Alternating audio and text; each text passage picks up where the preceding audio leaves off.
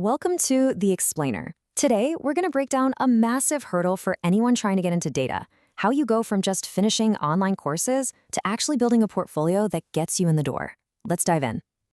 We're kicking things off with some tough love here, and I know this might hit a little close to home, especially if your LinkedIn page is starting to look like a sticker book of course badges. Look, the truth is, certifications aren't worthless, but they are absolutely not the golden ticket that so many people think they are. And this right here, this is why projects are everything. You have to understand that hiring managers see a huge, massive difference between knowing a concept and actually being able to apply it. A certificate basically says, yup, I sat through the lessons. But a solid project, that proves you can take a messy, real-world problem and create something valuable. That's the skill they are actually hiring for. Okay, so if we all agree projects are the key, then what exactly makes a project hireable? It's not just about, running a Python script on some perfectly clean data set. It's way more about showing you have a specific set of professional skills.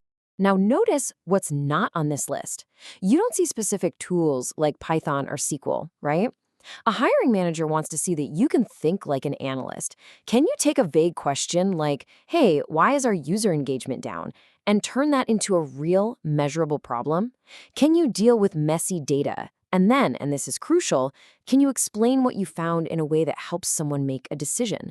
That, right there, is the job. Let's just think about the hiring process for a second. That certificate? Yeah, it might help your resume get past an automated keyword search from a recruiter. That's the conversation. But it's your portfolio, your projects. That's going to impress the actual hiring manager. The person you'd be working for. That's what opens the door to the real interview and hopefully the job offer. All right, so you're probably convinced by now you need projects. But the big question is, where do you even start?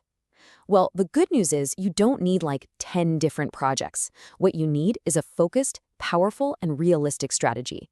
So this is your blueprint. Instead of just a random pile of dashboards, you're going to build 3 very specific case studies. Project A, that's your clean analysis. Think analyzing public movie data to find trends. Easy enough. Then Project B, that's the messy reality. Maybe you're pulling data from a live API and combining it with a messy CSV file. And Project C, this is the big one, the stakeholder-led project, where you solve a real problem for, say, a friend's small business or a local charity. So this is the key point, and I really want this to sink in. You've got to focus. A portfolio with 3 really well-documented, thoughtful projects that each show off different skills is so much more valuable than a GitHub profile that's just littered with 10 half-baked tutorial projects. Quality and depth will win, every time. Okay, this is usually the point where the big buts come in. This sounds amazing, but where do I get data? Or how am I supposed to show stakeholder skills when I don't have any stakeholders? Let's just tackle these 2 huge blockers head on right now. This is it. This is probably the #1 reason people get totally stuck. You know you can't use your current company's private data, so what are the options? It can really feel like you've hit a wall, but I promise you, you haven't. The great news is the data is literally everywhere. You just have to know where to look. Government sites have incredible data sets. Public APIs are perfect for that messy reality project we just talked about because the data's always changing. Kaggle's a fantastic place to just get started quickly. And hey, if you have a really specific problem in mind, you can even generate your own fake data. Just make sure you're super clear and transparent about it in your write-up. And here it is, the second major hurdle. Trying to show off your communication and people skills feels kind of impossible when you're just working alone on your laptop. But you don't have to fake it. You don't have to make stuff up. You've got real options here that hiring managers will absolutely respect. The best path, for sure, is to find a real small-scale client, like a local nonprofit. But you can also do things like treat the users of an open source tool as your stakeholders, or even just interview a few people who would be the target audience for your project. The golden rule through all of this is just be honest about your methods. Please never, ever invent quotes. So you've done the work, you've crushed the blockers, awesome, but you're not done yet. The last step, and it's a big one, is packaging your analysis in a way that lets a super busy hiring manager see your value in like 30 seconds. The solution is something we'll call a case study pack. Think of it like 2 sides of the same coin. On one side, you have the quick, compelling story of your project. And on the other side, you've got all the technical goodies to prove you did the work.